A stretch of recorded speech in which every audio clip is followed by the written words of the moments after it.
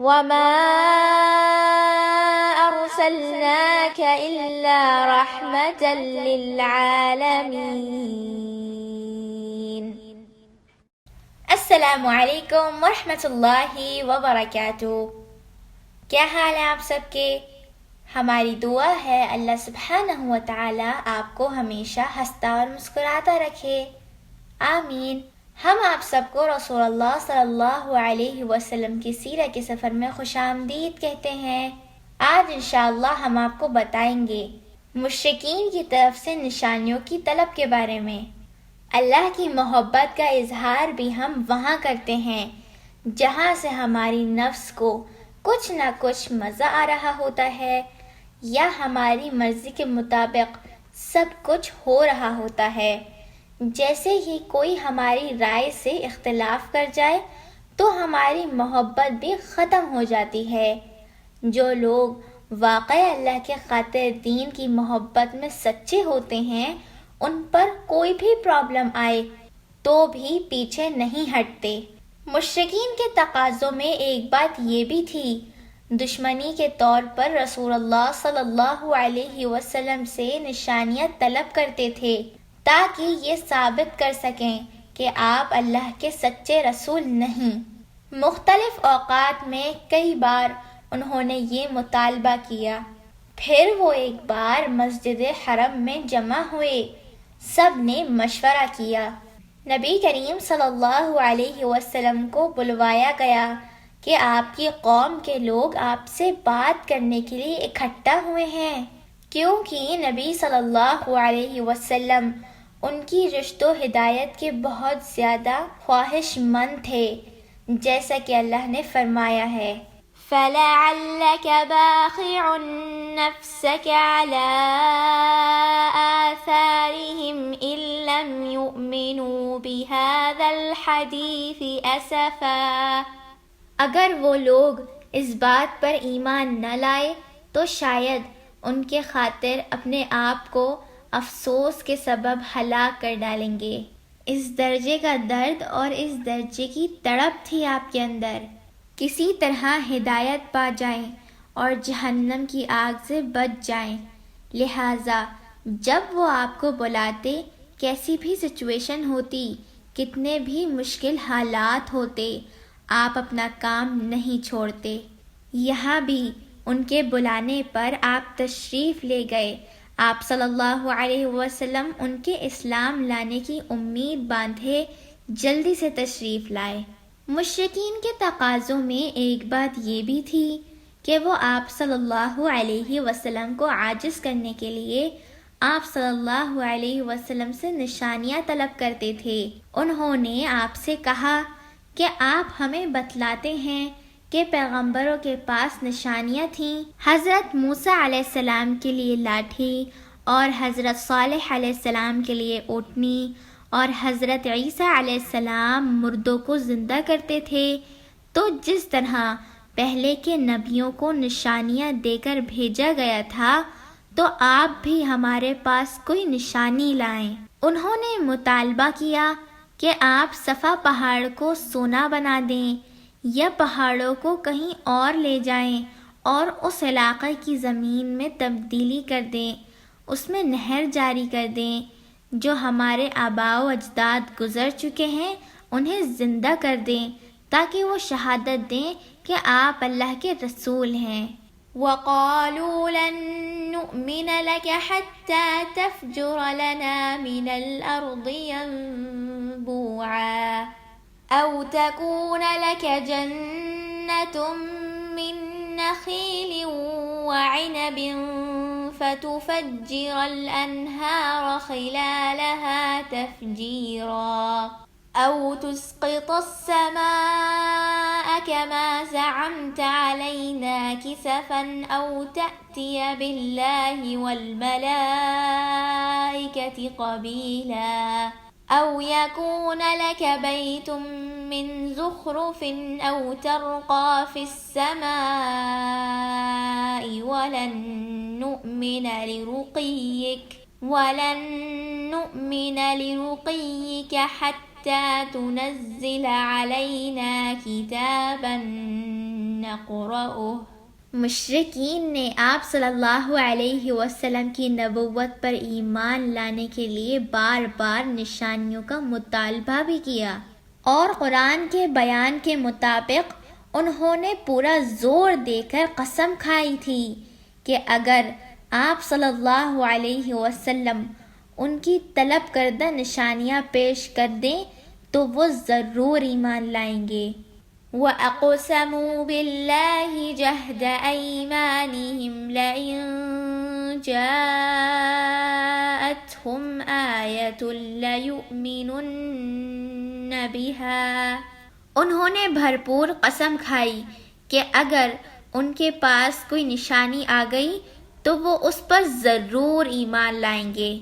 اس کے باوجود ان کا یہ مطالبہ پورا نہیں کیا گیا اور ان کی طلب کردہ کوئی نشانی پیش نہیں کی گئی۔ اس کی وجہ یہ ہے کہ یہ اللہ کی سنت رہی ہے کہ جب کوئی قوم اپنے پیغمبر سے کوئی خاص نشانی طلب کرے اور دکھلائے جانے کے بعد بھی ایمان نہ لائے تو اس کی قوم کی مہلت ختم ہو جاتی ہے اور اسے عذاب سے ہلاک کر دیا جاتا ہے، کیونکہ اللہ کی سنت تبدیل نہیں ہوتی، اور اسے معلوم تھا کہ اگر قریش کو ان کی طلب کردہ کوئی نشانی دکھا بھی دی جائے تو وہ ایمان نہیں لائیں گے، جیسا کہ اس کا ارشاد ہے وَلَوْ أَنَّنَا نَزَّلْنَا إِلَيْهِمُ الْمَلَائِكَةَ وَكَلَّمَهُمُ الْمَوْتَى وَحَشَرْنَا عَلَيْهِمْ كُلَّ شَيْءٍ قُبُلًا مَا كَانُوا لِيُؤْمِنُوا إِلَّا أَن يَشَاءَ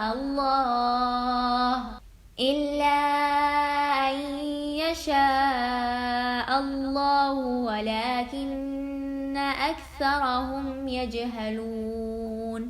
یعنی اگر ہم ان پر فرشتے اتار دیں اور مردے ان سے بات کریں اور ہر چیز ان کے سامنے لا کر اکٹھا کر دیں تو بھی وہ ایمان نہیں لائیں گے، سوائے اس صورت کے کہ اللہ چاہے، مگر ان میں سے اکثر نادانی میں ہیں۔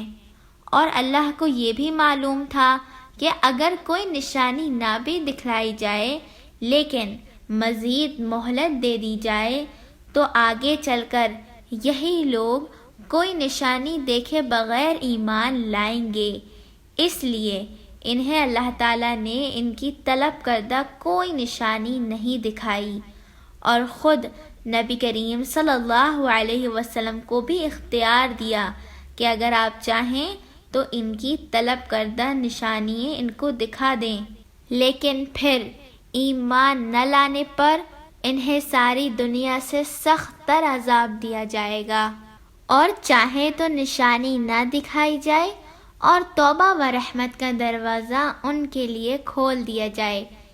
اس پر نبی صلی اللہ علیہ وسلم نے بھی یہی آخری صورت اختیار فرمائی کہ ان کے لیے توبہ و رحمت کا دروازہ کھول دیا جائے۔ تو یہ تھی مشرکین کو ان کی طلب کردہ نشانی نہ دکھانے کی اصل وجہ، کیونکہ مشرکین کو اس نقطے سے کوئی پرواہ نہ تھی۔ انہوں نے سوچا کہ نشانی طلب کرنا آپ صلی اللہ علیہ وسلم کو خاموش اور بے بس کرنے کا ایک بہترین ذریعہ ہے، اس سے عام لوگوں کو مطمئن بھی کیا جا سکتا ہے کہ آپ صلی اللہ علیہ وسلم پیغمبر نہیں بلکہ جادوگر ہیں۔ اس لیے انہوں نے سوال کیا کہ کیا کوئی بھی نشانی ایسی ہے جس سے ہم یہ جان سکیں کہ آپ واقعی اللہ کے رسول ہیں؟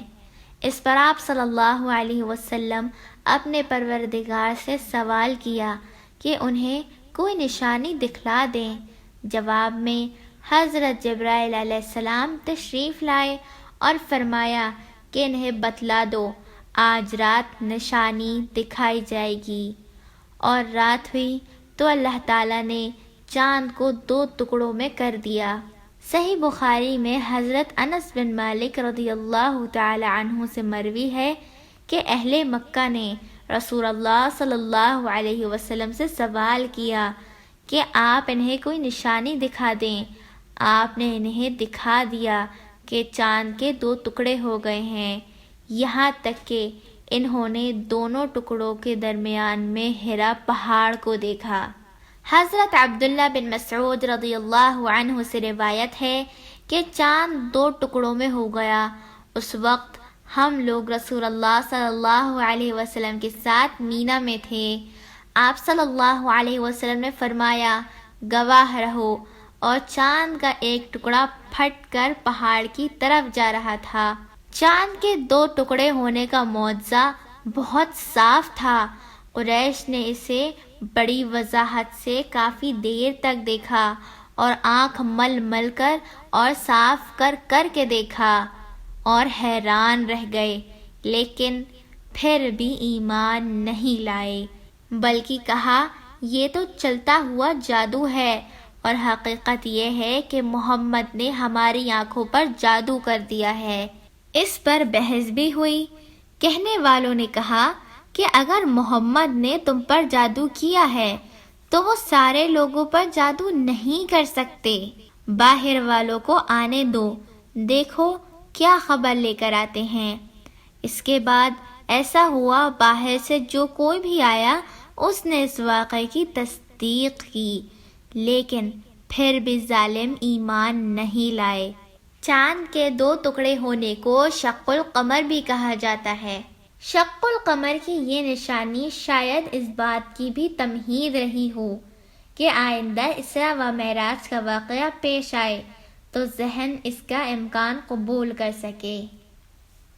آج بھی یہی ہے کہ لوگ بعض اوقات مشکل ترین الجھاؤ والے سوال کریں گے اور آپ کو چیلنج کریں گے۔ میرے سوال کا جواب آج تک کوئی نہیں دے سکا، اگر آپ دیں تو میں مان جاؤں کہ واقعی اسلام سچا ہے۔ ایسے میں انسان کیا چاہتا ہے کہ کہیں سے کوئی وحی اترے اور اس مسئلے کا حل کر دے، لیکن ایسے لوگ ہدایت پانے کے لیے یہ سب سوال نہیں کرتے۔ وہ دراصل آپ کو ہرانے کے لیے اور آپ کو کم تر ثابت کر کے اپنی انا کو سیٹسفائی کرنے کے لیے کہ جو ہم کر رہے ہیں وہ صحیح ہے، یعنی ہم غلط نہیں ہیں، کیونکہ ہر انسان کے اندر ایک درجے کی گلٹ تو ہوتی ہے جب وہ صحیح بات کو نہیں مانتا۔ کوئی مانتا ہے یا نہیں مانتا، ہدایت دینا ہمارا کام نہیں ہوتا، ہدایت تو صرف اللہ ہی دیتا ہے۔ جو آتا ہے اس کے لیے حاضر ہیں، اور جو نہیں آتا اس کی کم علمی کے لیے ہم اعتراف کرتے ہیں، کیونکہ ہمیں لوگوں کو اپنی ذات سے امپریس نہیں کرنا، ہمیں حق پہنچانا ہے۔ انشاءاللہ اگلی دفعہ ہم جانیں گے رسول اللہ صلی اللہ علیہ وسلم کی زندگی کے 2 اہم واقعات کے بارے میں۔ اس کے لیے ہماری سیرت کی قسط کو دیکھتے رہیے اور اگلی قسط تک اپنا خیال رکھیے گا۔ السلام علیکم ورحمۃ اللہ وبرکاتہ۔ وما أرسلناك إلا رحمة للعالمين۔